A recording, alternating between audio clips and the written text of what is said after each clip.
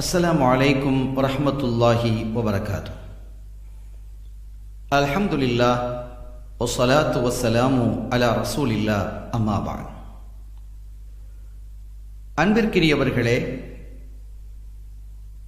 கருணை நபிகள் நாயகம் ஸல்லல்லாஹு அலைஹி வஸல்லம் அவர்கள் குறிப்பிடும் பொழுது, நாளை மறு உலகத்தில் எனக்கு மிக விருப்பமானவர் மாத்திரமல்லாமல் என்னோடு மிக நெருக்கமானவர்களாகவும் இருக்கக்கூடியவர்கள் யார் தெரியுமா? உங்களிலிருந்து என்னிடத்தில் மிக நெருக்கமானவராகவும் எனக்கு விருப்பமானவராகவும் இருக்கக்கூடியவர், எனக்கு அருகாமையிலே அமர்ந்திருக்கக்கூடிய பாக்கியம் பெற்றவராகவும் இருப்பவர் யார் என்றால், அஹ்ஸனுக்கும் அஹ்லாகா, குணங்களில் மிக அழகாக நடந்து கொள்ளக்கூடியவர். யார் மிக்க நல்ல குணமுடையவராக இருக்கிறாரோ அவர்தான். எனவே அழகிய குணத்தை நடந்து கொள்ளக்கூடியவர்கள், நற்குணத்தோடு வாழக்கூடியவர்கள் நாளை மறு உலகத்தில் ஸல்லல்லாஹு அலைஹி வஸல்லம் அவர்களுக்கு பிரியமானவர்களாக இருப்பதோடு அவர்களுக்கு நெருக்கமாகவும் இருக்க முடியும்.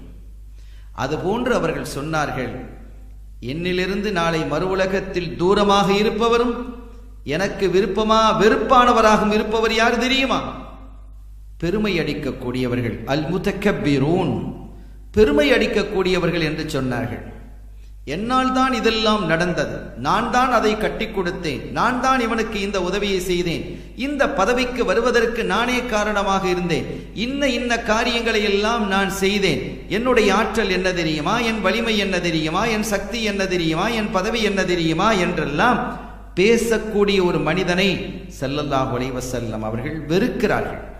அத்தகைய மனிதன் நாளை மறு உலகத்தில் அவர்களை விட்டு வெகு தூரத்தில் இருப்பான் என்றும் அவர்கள் சுட்டுகிறார்கள்.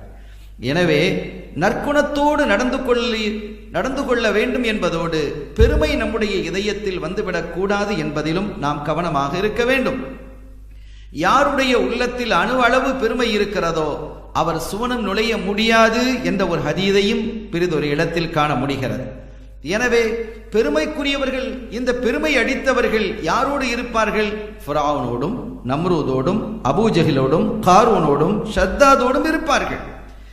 யார் பணிவோடும் பக்குவத்தோடும் நற்குணத்தோடும் இருந்தார்களோ அவர்கள் நபிமார்களோடு, சாலிஹீன்களோடு, ஷுஹதாக்களோடு, ஏன் கருணை நபிகள் நாயகம் ஸல்லல்லாஹு அலைஹி வஸல்லம் அவர்களோடு இருக்கக்கூடிய, நெருக்கமாக இருக்கக்கூடிய மகத்தான பாக்கியத்தை அவர்கள் பெறுவார்கள்.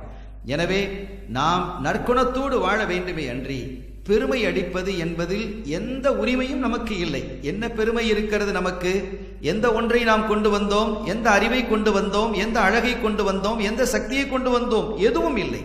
எனவே பெருமைக்குரியவன் அல்லாஹ் ஒருவனே என்பதை உணர்ந்து பணிவோடும் பக்குவத்தோடும் நற்குணத்தோடும் நாம் வாழ்வோமாக. அல்லாஹ் நம்மை பொருந்திக் கொள்வானாக. எல்லாம் வல்ல அல்லாஹ்வின் அருளையும் ஸல்லல்லாஹு அலைஹி வஸல்லம் அவர்களது ஷஃபாத்தையும் பெறுவோமாக. வஸ்ஸலாமு அலைக்கும் வரஹ்மத்துல்லாஹி வபரகாத்துஹு.